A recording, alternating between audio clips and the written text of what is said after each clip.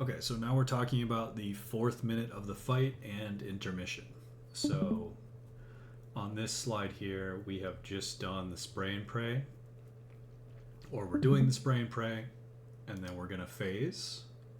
This is now Allie phasing us. And then the next thing we do is prisons. This smiley face, I currently have a square marker on for learning purposes, but eventually the square marker will have to be over here. So your weak aura is going to tell you left, center, or right. Right is going to be the unmarked one. That's the one that you need to know where to go. Middle is on circle or center. I don't know what it says. Does it say middle or center? It says middle. I think it's middle. It says middle. Thanks. Okay, so middle, and then left is on star. These are swapped for Alice, Hallie, Lomek, and Swamp, and Madorna. I'll fix that later. But these are the assigned players in there, and then there may be an additional third player in there as well. Same concept as the first set. You guys do not want to exit until the frost boots go out, okay? You're just in there killing your goons, staying alive, and breaking out after the frost boots go out. Tank frontal happens here. Tanny does golden piss along the wall here. And then we move the boss to the center near the gateway. And then we do frost boots. So these frost boots are a little bit more tricky, but we have a gateway for them. You once again step into the fire puddle as soon as someone is about to be picked. If you are not picked, you simply move over to blue. If you are picked, you take the gate, so it should be 4 players taking the gate, and then you hide behind the terrain from the unmarked prison and the middle prison. And for this set, when you are taking the gate towards the prisons, you can trust the left and right phrasing in your weak aura. So you take the gate, you're looking this way. On your left, makes sense, is the middle prison. So you hide behind the middle prison.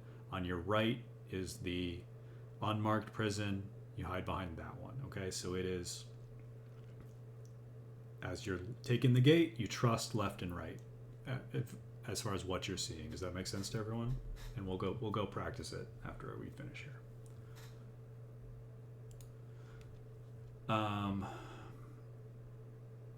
Another set of finger guns, and we have to hit the ads. This is a big swing of the frontal cone. So the boss is still going to be here from doing the boots. One player is going to get targeted and have to swing. You want to be close to the boss here so you don't have to swing as far. And there's no tank that needs to get in there, so you can be right next to the boss. Everyone else will be behind the boss, and you swing and hit both ads and make them able to take damage. And then we will never phase him. We will never phase him back over to blue. The only player, and I might have said something wrong earlier, but I'll come back. The only player that's ever going to go to blue is the player with the frontal cone.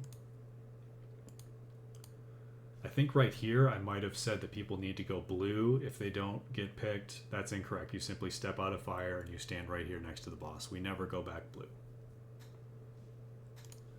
Need to look out for the ice missiles, though. Yes, you want to be... Range can step back, melee can step... Yeah, that's a good point, Notes. What do we do? Let's watch the VOD and see what they do. Alright, so... They are at 312 here. Back it up 10 seconds. So we have just phased and we're about to get prisons.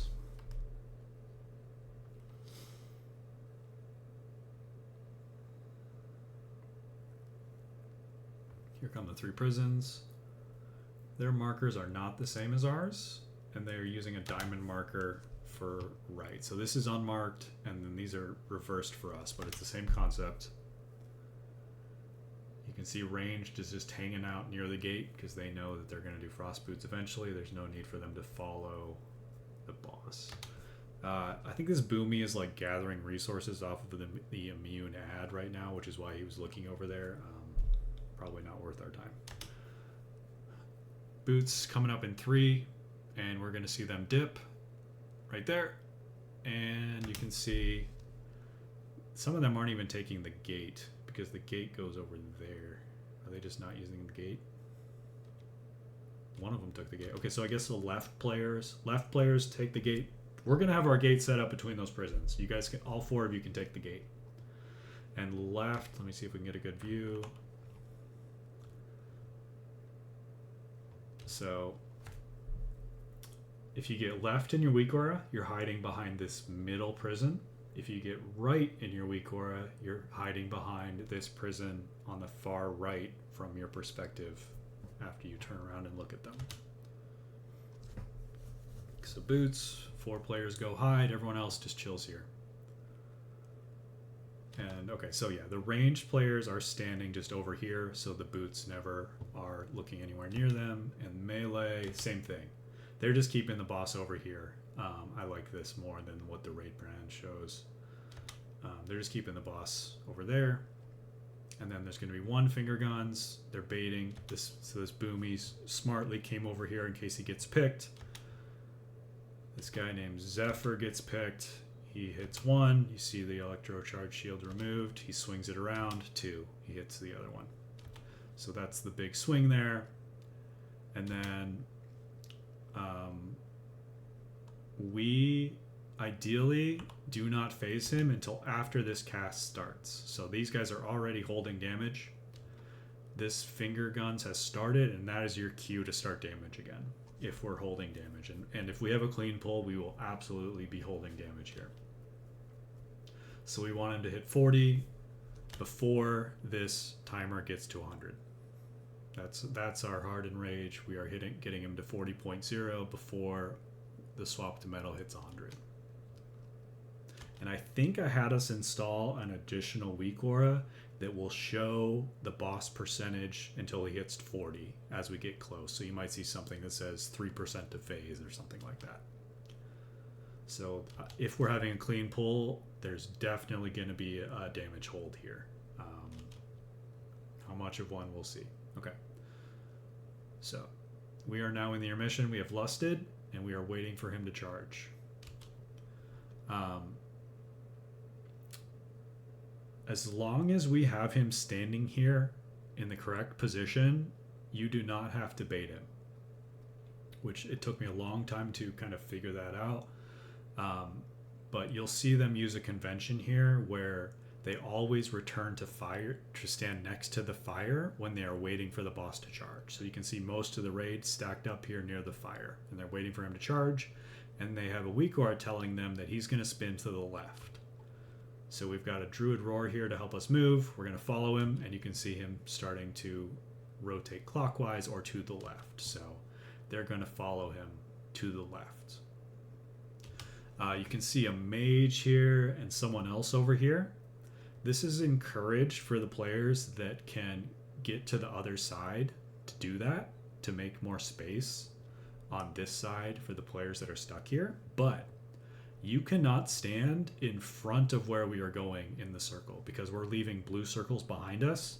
So like if this mage here was standing here, that's bad. That's completely banned. That is illegal. He is dropping blue circles where the raid is going to walk through. So like ideally you're over here, dropping your blue circles way ahead of where the raid is going.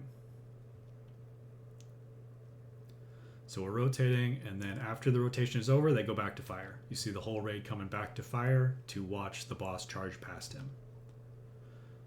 So you'll hear me probably say, go back to fire, and then you have a weak aura here telling you which way he's going to rotate. This time he's going right. Again, if you can get to the other side, that's great, but don't be right here. Don't be where Tentosum is or where Zeri is. You're leaving blue circles where the raid is going. You need to be towards the center of the room here. You can see briefly the Boomy dotting up these ads over here. If you can fit in time to do that, that's fine. They need to die eventually, but they're not going to wipe us if they're alive for a while. So don't sweat trying to get in some dot damage on those.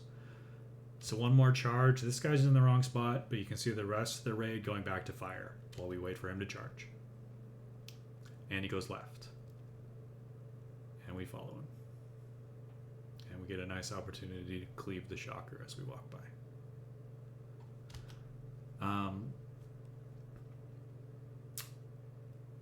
Let me know what you guys think about this, but I'm thinking of putting a skull on my head during intermission or a different marker, just so everyone kind of knows where you should be standing, and like what pace you should be moving around the circle, so you're not NASCARing anyone or you're not falling behind, so that you might get blue circles on you. I think that'd be a good idea. Okay. First few turns. And then we will stop right here, but we will do our final set of mines standing right here, and this is the beginning of phase 2. And you can see at this point the boss is at 17%. We fucked him up with lost in all of our cooldowns. The next minute or so of the fight is just all about doing the mechanics. The boss will die if we do the mechanics for the rest of the fight. There's a couple of hard things coming up. If we get through those, the boss is dead. Damage no longer matters. You can blast him during intermission, but at this point here, you are thinking mechanics, mechanics, mechanics. But we will learn the rest of that once we get through intermission.